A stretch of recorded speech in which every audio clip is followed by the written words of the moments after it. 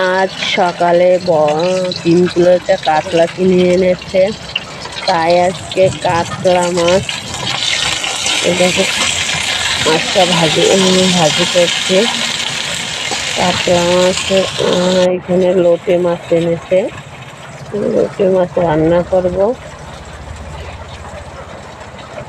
কাতলা মাছটা লোটে মাছ কি সুন্দর দেখো। আর এখানে কাতলা মাছের যে মাছটা এনেছিল দেখো তেল হয়েছে কেমন, দেখো সুন্দর তেল হয়েছে। আজকে তেল রান্না করব, বেগুন ভাজি করব, মাছ ভাজি করব। মাছটা ভাজি করে রেখেছি, কেমন সুন্দর মাছটা।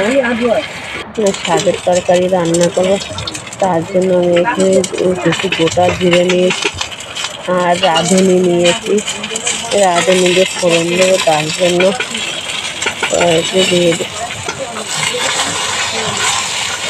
নেড়ে চেড়ে নেবো এবং শাকটা দিয়ে দেবো। শাকটা নেড়ে চেড়ে নেবো,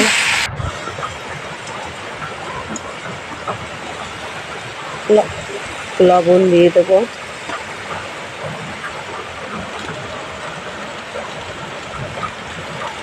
হলুদ দিয়ে দেবো,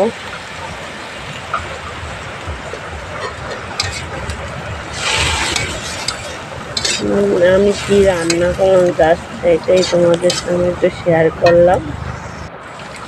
লঙ্কা কেটে নিয়েছি, লঙ্কাটা দিয়ে দিলাম। এই শাকের তরকারিটা হয়ে গিয়ে নামিয়ে নেব। এখানে মাছের যে তেলটা সেইখানে পেঁয়াজ কুচিয়ে পেঁয়াজ দিয়ে ভেজে নিলাম।